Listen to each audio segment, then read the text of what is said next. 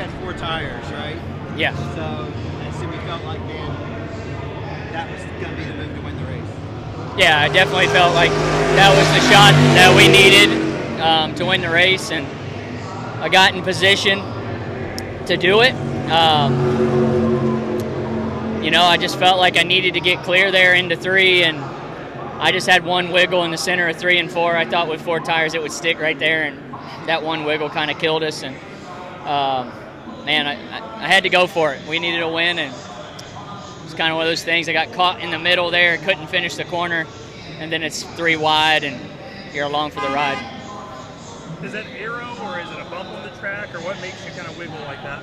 That was a bump. You know, our left rear shock might have bottomed out right there into 3 and 4 and just enabled us to not win the race. Is that just going for the win, whatever you got to do to win? Yeah, I mean, I sent it in there as hard as I could. I mean, I don't think that was new NASCAR. I didn't want to wreck nobody. I wish I could have finished the corner. I had 4 tires and thought that it was going to be enough, and that somehow the 5 was still out there.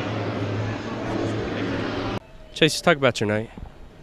Yeah, we we just had a really good Mahindra Tractors forward really all night long. And in the daytime, we kind of struggled, and I think a lot of that was just the sun. I was kind of timid to run the fence, and we kept getting track position on restarts. We were really, really good, and I just could never get clean air. I felt like if I could have got ahead of the 1, I was a little bit better on the long run. I could have maybe held him up on the short run, and I had a shot at him. We threw a couple sliders, and then the 5 I was able to get out front. Kind of same thing. Our car was really good on the long run, and it seemed like if a guy could take the wall away from you, it was just really hard to do anything. But my car was really good, almost 1 lane off, and I just kept working him really hard and waiting for him to make a mistake. But he's the greatest of all time, in my opinion. He just doesn't make very many mistakes, and I was able to drive it in so much deeper into 1 than him kind of all race long, and felt like that was my opportunity. If I could just get to his left rear quarter panel on exit, I would typically make people tighter, and I drove in just as deep as I had been really the whole race. And I don't know if he kind of came off the wall because he'd been running so close on entry, and as soon as I drove in there, it just spun me out right away. So glad we were able to get back to 4th, but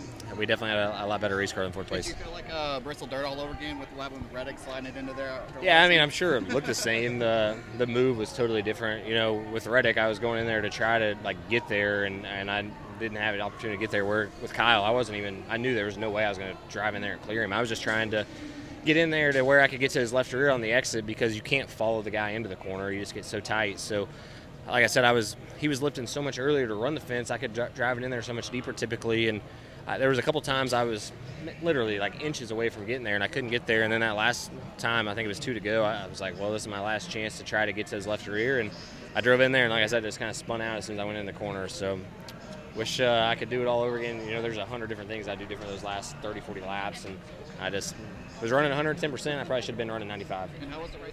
Not a good night for you, obviously. Talk us through what your challenges were. Yeah, we just didn't really have a great handle on the car, just back and forth.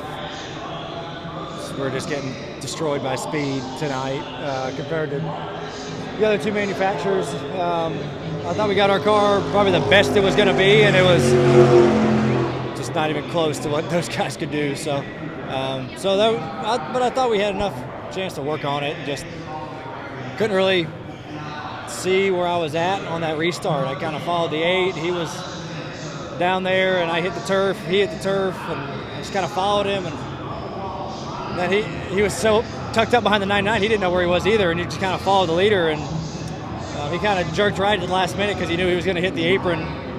And I didn't think I was that far down the racetrack. It just hit it and spun out and collected other cars. I hated collecting other people. I hated ending our night. Just didn't really know where I was at being that tucked up. Just one of those unfortunate things, and hated for everybody who got tore up and our group too. Is the next gen car a little more twitchy when you hit the apron? It didn't even twitch. It just spun right around. It was really, really quick. For whatever reason, it spun it right around. So I've never really run over the apron that much in the old car in general, so I'm not sure how to compare. But yeah, it snapped right around, and I thought for a moment people were going to miss me, and just there was no missing that. What can you take? Early tonight, or was it, you couldn't figure it out, or do you know exactly what the challenge was? It was a little squirrely. Just some runs I was tight, some runs I was loose, some runs I just didn't have front or rear grip.